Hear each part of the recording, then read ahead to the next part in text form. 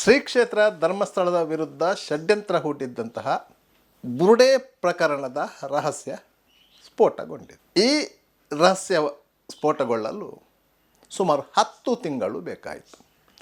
ಅದಕ್ಕೆ ಇದನ್ನು ಗಜಪ್ರಸವ ಅಂತ ಹೇಳ್ತೇವೆ. ಈ ರಹಸ್ಯದಲ್ಲಿ 10 ಹಲವು ಅಂಶಗಳಿವೆ.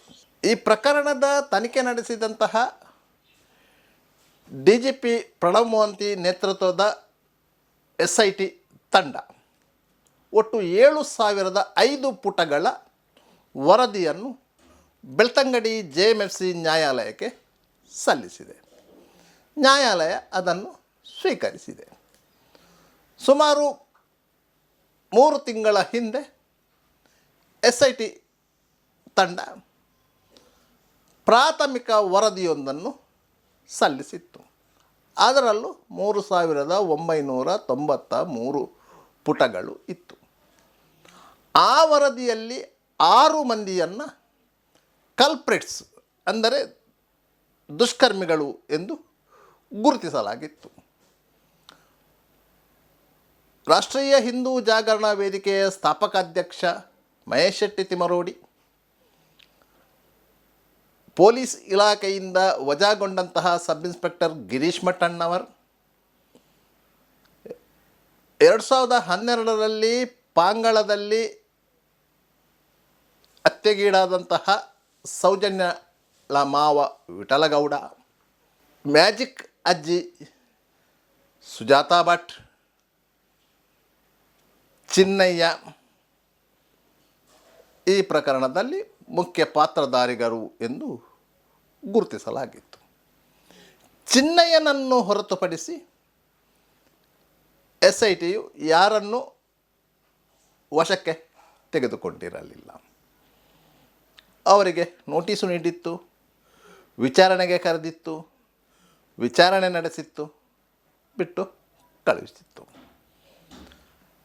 SITಯು ಸಲ್ಲಿಸಿದ್ದಂತಹ ಮಧ್ಯಂತರ ವರದಿಯನ್ನು ಬೆಳ್ತಂಗಡಿ ನ್ಯಾಯಾಲಯ ಕಾನ್ಸಿಗೇಬಲ್ ತಗೊಂಡಿರಲಿಲ್ಲ.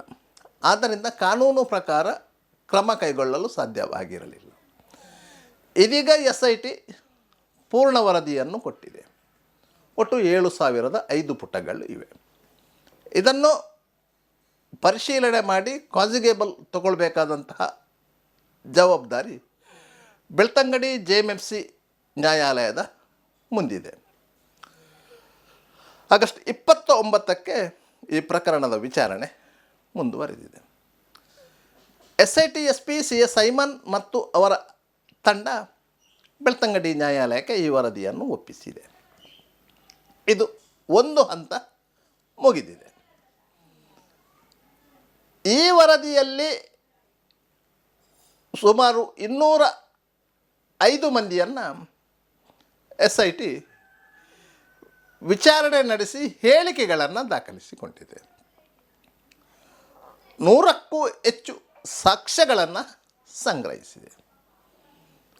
ಈ ಎಲ್ಲ ಅಂಶಗಳನ್ನು ಆಧರಿಸಿ SIT ತನಿಖಾ ವರದಿಯನ್ನು ತಯಾರಿಸಿದೆ. ಅದನ್ನು ನ್ಯಾಯಾಲಯಕ್ಕೆ ಸಲ್ಲಿಸಿದೆ. ಈ ತನಿಖಾ ವರದಿಯ ಗೌಪ್ಯ ದಾಖಲೆಗಳು ಬಹಿರಂಗಗೊಂಡಿಲ್ಲ. SITಯು ಪ್ರಾಥಮಿಕ ವಿಚಾರಣೆಯಲ್ಲಿ ಸಲ್ಲಿಸಿದ್ದಂತಹ 3,993 ಪುಟಗಳ ವರದಿಯಲ್ಲಿ ಕೇವಲ 1,100 ಪುಟಗಳ ವರದಿ ಮಾತ್ರ ಲಭ್ಯವಾಗಿತ್ತು. ಉಳಿದ ಪುಟಗಳ ವರದಿಯನ್ನು ಗೌಪ್ಯತೆಯನ್ನು ಕಾಪಾಡುವ ದೃಷ್ಟಿಯಿಂದ ಹೈಡ್ ಮಾಡಲಾಗಿತ್ತು. ಇದೀಗ ಸಂಪೂರ್ಣ ವರದಿ ಬಂದಿದೆ. ಈ ವರದಿಯಲ್ಲಿರುವಂಥ ಅಂಶಗಳು ಏನೇನು ಎಂಬುದು SITಯು ಬಹಿರಂಗ ಪಡಿಸಿಲ್ಲ. ಆದ ಕಾರಣವಾಗಿ ಈ ವರದಿಯ ಬಗ್ಗೆ ಕುತೂಹಲ ಇದೆ. ಇಡೀ ಷಡ್ಯಂತ್ರ ಪ್ರಕರಣದಲ್ಲಿ ಕೇವಲ 6 ಮಂದಿ ಮಾತ್ರ ಭಾಗಿಯ ಎನ್ನುವ ಸಂಶಯ ಇದೆ. ಖಂಡಿತವಾಗಿಯೂ ಇಲ್ಲ. ಈ ಷಡ್ಯಂತ್ರದಲ್ಲಿ ಸರಿಸುಮಾರು 36 ಮಂದಿ ಭಾಗಿಗಳಾಗಿದ್ದಾರೆ ಎನ್ನುವುದು SITಯವರ ತನಿಖೆಯ ಪ್ರಮುಖ ಅಂಶ. ಆದರೆ 6 ಮಂದಿಯನ್ನು ಹೊರತುಪಡಿಸಿ ಮತ್ತೆ 30 ಮಂದಿ ಯಾರು ಎನ್ನುವುದು ಎಲ್ಲರ ಕುತೂಹಲ. ದಿನ ಕಳೆದಂತೆಯೇ ಅದರ ಬಗ್ಗೆ ಮಾಹಿತಿಗಳು ಹೊರ ಬರಬೇಕಿದೆ. SITಯು ಸಲ್ಲಿಸಿದ್ದಂತಹ ಸಂಪೂರ್ಣ ವರದಿಯ ಪ್ರತಿಗಳು ಲಭ್ಯವಾದ ನಂತರ ಸ್ಪಷ್ಟವಾದ ಮಾಹಿತಿಗಳು ಹೊರಬರಲಿದೆ. ಈಗಾಗಲೇ ಬೆಳ್ತಂಗಡಿ ನ್ಯಾಯಾಲಯಕ್ಕೆ ವರದಿಯ ಪ್ರತಿಯನ್ನು ಕೋರಿ ಅರ್ಜಿ ಸಲ್ಲಿಸಲಾಗಿದೆ. ನ್ಯಾಯಾಲಯ ಇನ್ನು ಕೆಲವು ದಿನಗಳಲ್ಲಿ ಆ ವರದಿಯನ್ನು ಖಂಡಿತವಾಗಿಯೂ ಆ ಪ್ರಕರಣದಲ್ಲಿ ಯಾರು ಭಾಗಿಗಳಾಗಿದ್ದಾರೋ ಅವರಿಗೆ ವರದಿಯ ಪ್ರತಿ ಕೊಡಲೇಬೇಕು. ಆದ್ದರಿಂದ ವರದಿ ಬಹಿರಂಗವಾಗುವುದು ನಿಸ್ಸಂಶಯ. ಒಟ್ಟಾರೆಯಾಗಿ ಧರ್ಮಸ್ಥಳದ ವಿರುದ್ಧ ಮೈಶೆಟ್ಟಿ ತಿಮರೋಡಿ ಆ್ಯಂಡ್ ಗ್ಯಾಂಗ್ ಷಡ್ಯಂತ್ರ ಮಾಡಿದೆ ಎನ್ನುವುದು SIT ತನಿಖೆಯಲ್ಲಿ ದೃಢಪಟ್ಟಿದೆ. ಬಂಗ್ಲಗುಡ್ಡೆಯಿಂದ ತಂದಂತಹ ಬುರುಡೆಯೊಂದನ್ನು ಹಿಡಿದುಕೊಂಡು ಧರ್ಮಸ್ಥಳದಲ್ಲಿ ಕರ್ಮಚಾರಿ ನೌಕರನಾಗಿದ್ದಂತಹ ಚಿನ್ನಯ್ಯನನ್ನು ಬಳಸಿಕೊಂಡು ಈ ಷಡ್ಯಂತ್ರವನ್ನು ರೂಪಿಸಲಾಗಿತ್ತು ಎನ್ನುವುದು ಸ್ಪಷ್ಟ ಆಗಿದೆ. ಸುಮಾರು 4 ವರ್ಷಗಳ ಕಾಲ ಈ ಷಡ್ಯಂತ್ರಕ್ಕೆ ಎಲ್ಲ ರೀತಿಯ ಬನೆಯನ್ನು ಎಳೆಯಲಾಗಿತ್ತು.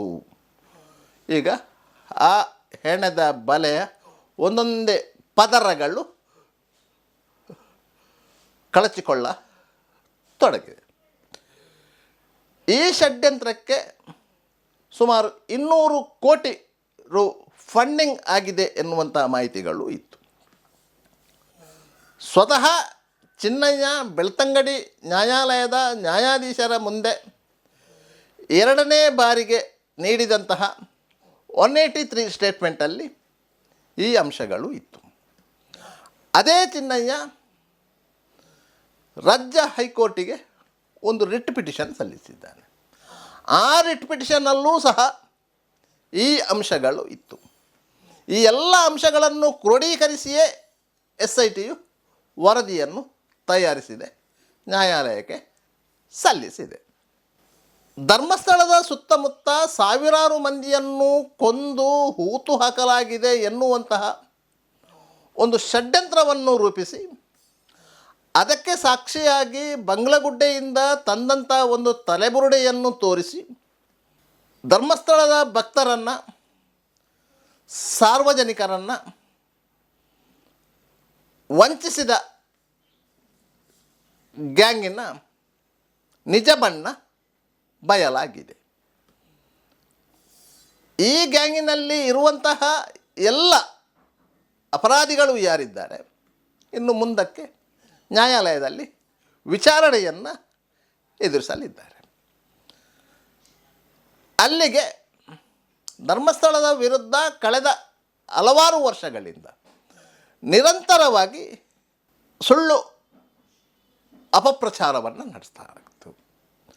ಅದರಲ್ಲಿ ಮುಂಚೂಣಿಯಲ್ಲಿದ್ದದ್ದು ಮೈಶೆಟ್ಟಿ ತಿಮರೋಡಿ. ತದನಂತರ ಅದಕ್ಕೆ ಸೇರಿಕೊಂಡದ್ದು ಗಿರೀಶ್ ಮಠಣ್ಣವರು. ಈ 2 ಜೋಡಿಗೆ ಇನ್ನಿತರರು ಸಾಥ್ ಕೊಟ್ಟರು. ಅವರಲ್ಲಿ ಕೆಲವು ಯೂಟ್ಯೂಬರ್ಗಳು ಇದ್ದರು. ಇವರೆಲ್ಲರೂ ಸೇರಿಕೊಂಡು ಈ ಷಡ್ಯಂತ್ರವನ್ನು ರೂಪಿಸಿದರು. ಅದರಿಂದಾಗಿ ಈ ಷಡ್ಯಂತ್ರದ ರಹಸ್ಯ ಸ್ಫೋಟಗೊಂಡಿದೆ. ಈ ಪ್ರಕರಣದ ತನಿಖೆ ನಡೆಸಿದ SITಯು ಆರಂಭದಲ್ಲಿ ಧರ್ಮಸ್ಥಳ ಪೊಲೀಸ್ ಠಾಣೆಯಲ್ಲಿ ದಾಖಲಾಗಿದ್ದಂತಹ ಕ್ರೈಮ್ ನಂಬರು 39/2020 ಅಡಿಯಲ್ಲಿ BNS ಸೆಕ್ಷನ್ 211ನ ಅಡಿಯಲ್ಲಿ ದಾಖಲಾಗಿದ್ದಂಥ ಪ್ರಕರಣದ ತನಿಖೆಯನ್ನು ಕೈಗೆತ್ತಿಕೊಂಡಿತ್ತು. ಚಿನ್ನಯ್ಯ ಈ ಪ್ರಕರಣದ ದೂರುದಾರ. ನ್ಯಾಯಾಲಯದಿಂದ ಅನುಮತಿ ಪಡೆದು ಆ ಪ್ರಕರಣವನ್ನು ದಾಖಲಿಸಿಕೊಳ್ಳಲಾಗಿತ್ತು. ಯಾಕಂತ ಹೇಳಿದರೆ ಆ ದೂರು ನಾನ್ ಕಾಸ್ಗೇಬಲ್ ಅಫೆನ್ಸ್, ಅಂದರೆ ನೇರವಾಗಿ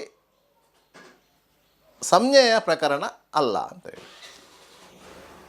ನ್ಯಾಯಾಲಯ ನೀಡಿದ ಅನುಮತಿಯ ಮೇರೆಗೆ FIR ದಾಖಲಾಗಿತ್ತು. ತದನಂತರ ರಾಜ್ಯ ಸರ್ಕಾರದ ಮೇಲೆ ಒತ್ತಡ ಹೇರಿ ಹಿರಿಯ ಪೊಲೀಸ್ ಅಧಿಕಾರಿಯ ನೇತೃತ್ವದಲ್ಲಿ SIT ರಚನೆಯಾಗಿತ್ತು. ಅದೇ ಕ್ರೈಮ್ ನಂಬರ್ನ ಅಡಿಯಲ್ಲಿ ದಾಖಲಾಗಿದ್ದಂಥ ಪ್ರಕರಣವನ್ನೇ SIT ತನಿಖೆ ನಡೆಸಿತು. ದೂರುದಾರ ಚಿನ್ನಯ್ಯ ತೋರಿಸಿದಂಥ 13 ಸ್ಥಳಗಳು ಮತ್ತು ಮತ್ತೆ 4 ಸ್ಥಳಗಳಲ್ಲಿ ಶೋಧ ಕಾರ್ಯ ನಡೆದಿತ್ತು. ಒಂದು ಸ್ಥಳದಲ್ಲಿ ಕೆಲವು ಮೂಳೆಗಳು ಸಿಕ್ಕಿದ್ದವು. ಮತ್ತು ಚಿನ್ನಯ್ಯ ತೋರಿಸದೇ ಇದ್ದಂತಹ ಜಾಗದಲ್ಲಿ ಕೆಲವೊಂದು ಅಸ್ಥಿಪಂಜರದ ಅವಶೇಷಗಳು ಸಿಕ್ಕಿದ್ದವು, ತಲೆಬುರುಡೆಗಳು ಸಿಕ್ಕಿದ್ದವು, ಕೆಲವೊಂದು ಸಾಕ್ಷ್ಯಗಳು ಸಿಕ್ಕಿದ್ದವು. ಎಲ್ಲ ಸಾಕ್ಷ್ಯಗಳನ್ನು FSL ತನಿಖೆಗೆ ಒಳಪಡಿಸಲಾಗಿದೆ. ಅದಕ್ಕೆ ಸಂಬಂಧಪಟ್ಟು ತನಿಖೆ ನಡೆದಿದೆ. ಈ ಎಲ್ಲ ವರದಿಗಳ ಆಧಾರದಲ್ಲಿ ಬುರ್ಡೆ ಗ್ಯಾಂಗ್ ಎಂದು ಹೇಳಿಕೊಳ್ಳುತ್ತಿರುವಂತಹ ಈ ಮೈಶೆಟ್ಟಿ ತಿಮರೋಡಿ ನೇತೃತ್ವದ ತಂಡ ಮಾಡಿರುವಂಥ ಎಲ್ಲ ಆರೋಪಗಳಿಗೂ ಯಾವುದೇ ಸಾಕ್ಷ್ಯಗಳು ಸಿಕ್ಕಿಲ್ಲ. ಸಿಕ್ಕಿರುವಂತಹ ಸಾಕ್ಷ್ಯಗಳಲ್ಲಿ ವ್ಯಕ್ತಿಗಳನ್ನು ಕೊಲೆಗೈದು ಊತು ಹಾಕಲಾಗಿದೆ ಎನ್ನುವುದಕ್ಕೆ ಸಾಕ್ಷ್ಯಗಳು ಇಲ್ಲ. ಬದಲಾಗಿ ಆತ್ಮಹತ್ಯೆ ಮಾಡಿಕೊಂಡಂತಹ ವ್ಯಕ್ತಿಗಳ ಅಸ್ಥಿಪಂಜರಗಳು ಸಿಕ್ಕಿದೆ. ಎಲ್ಲಿಯೂ ಮಹಿಳೆಯರ ಅಸ್ಥಿಪಂಜರದ ಕುರುಗಳು ಪತ್ತೆಯಾಗಿಲ್ಲ. ಆರೋಪ ಇದ್ದದ್ದು ಅದು.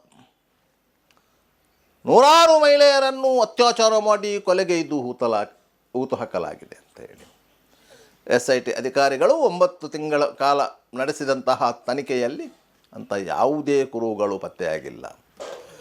ಪರಿಣಾಮವಾಗಿ ಧರ್ಮಸ್ಥಳ ಆಸುಪಾಸಿನಲ್ಲಿ ಇಂತಹ ಘಟನೆಗಳು ನಡೆದಿಲ್ಲ ಎನ್ನುವುದು ತನಿಖೆಯಲ್ಲಿ ಸಾಬೀತಾಗಿದೆ. ಈ ಎಲ್ಲ ಆರೋಪಗಳು ಸೃಷ್ಟಿ ಮಾಡಿದಂಥದ್ದು. ಆ ಸೃಷ್ಟಿ ಮಾಡಿದಂಥ ಆರೋಪಗಳಿಗೆ ಯಾವುದೇ ಪುರಾವೆಗಳಿಲ್ಲ. ಆದ್ದರಿಂದ ಈ ಎಲ್ಲ ಆರೋಪ ಮಾಡಿದವರ ಮೇಲೆ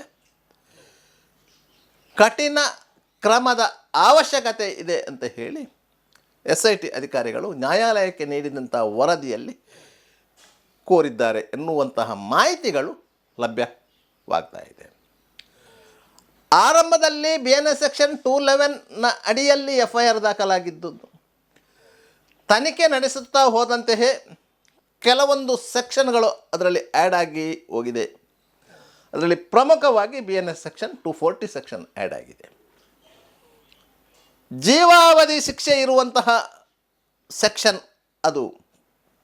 ಯಾಕಂತ ಹೇಳಿದರೆ ಯಾವ ಆರೋಪವನ್ನು ನಾವು ಮಾಡ್ತೇವೋ ಆ ಆರೋಪದ ಹಿನ್ನೆಲೆಯಲ್ಲಿ ಯಾವ ಸೆಕ್ಷನ್ ಅಡಿಯಲ್ಲಿ ಅಪರಾಧ ದಾಖಲಾಗುತ್ತದೋ ಅದಕ್ಕೆ ಯಾವ ಪ್ರಮಾಣದ ಶಿಕ್ಷೆ ಇದೆಯೋ ಅದೇ ಶಿಕ್ಷೆ ಆರೋಪ ಮಾಡಿದವರ ಮೇಲೂ ಅನ್ವಯವಾಗುತ್ತದೆ ಎಂದು ಹೇಳುವಂತಹ ಸೆಕ್ಷನ್ 240 BNS.